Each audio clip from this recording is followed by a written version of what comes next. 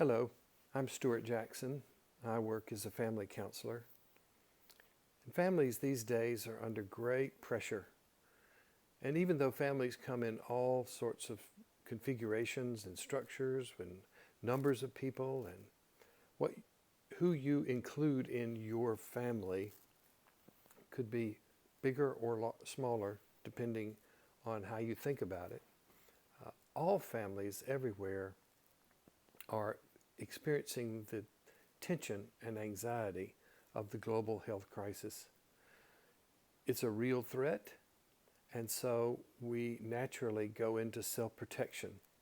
How do we protect ourselves? How do we protect the most vulnerable in our families? And so we're on edge more. And while we're on edge, it's likely that there will be conflict, particularly between the spouses.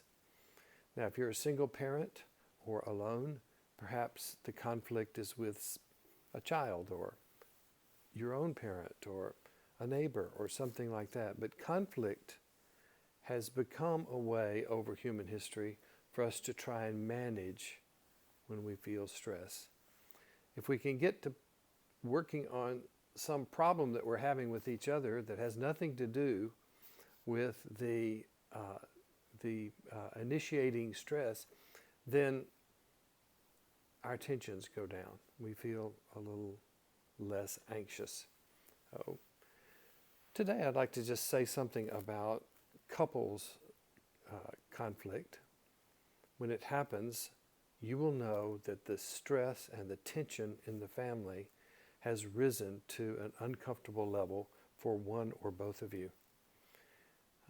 All of a sudden, your husband chews too loudly. All of a sudden, your wife doesn't load the dishwasher right, or doesn't park the car in the right way, or squanders money, or stays out too late. I don't know what the issue will be, but all kind of little things like that suddenly become amplified.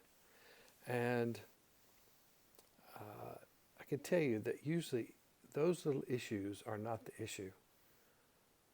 The situation is that there's a lot of stress in our family, and it's being expressed through the conflict between the spouses. It's a way we try to manage what we don't like much about ourselves, push it off on somebody else. So when this happens, I don't know how you think about conflict. If it, for some on one end of the spectrum, it's like if we have conflict or fight, it's over. It means that we don't belong together. And at the other end of the continuum might be, hey, we're having a conflict. We ought to find some time to address it and see what's underneath it so that we can understand, that is, stand under it, so that we can get to know what it is and what our options are in resolving this. How do you think about it? Most of us probably somewhere in the middle.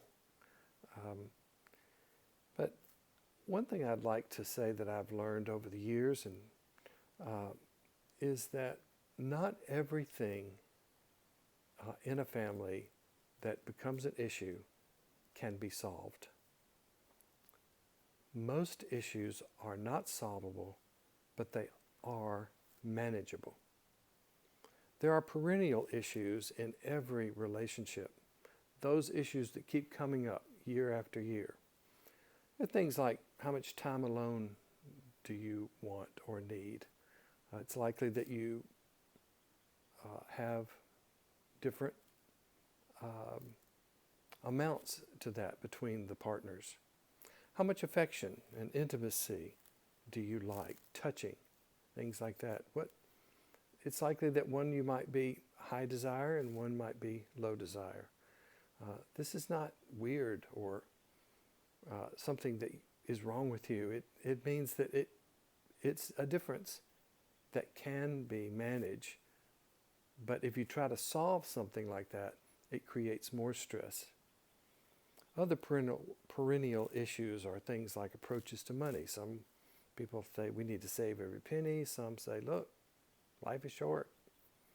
Let's enjoy it. Let's just go somewhere, well, you can't go anywhere, but let's buy something. How to resolve conflicts even. I mean, some people want to get it out right then. Other partners might want to think about it and get back a day or two. How do you think about household chores? Raising children. How about spirituality and your religious beliefs or relationships with your in-laws? These are issues that can come up over and over again because they're perennial, but they're not solvable issues. A solvable issue is like who's going to cut the grass. I know that's a chore, but maybe one of you is better than the other at that. But practical things. Who will cook dinner tonight? That might be a solvable thing. But perennial issues need management, not to try and have the pressure of being solved. If you're facing one of these and your conflict is intense, I would offer one other acronym to think about. And I made my little graphic here. And the graphic is H.A.L.T, or an acronym is. And it means that when you're trying to talk about a conflict you're having, don't do it if you're hungry, angry, lonely, or tired. Take care of those things first, then talk about it. H.A.L.T. Hungry, angry, lonely, or tired.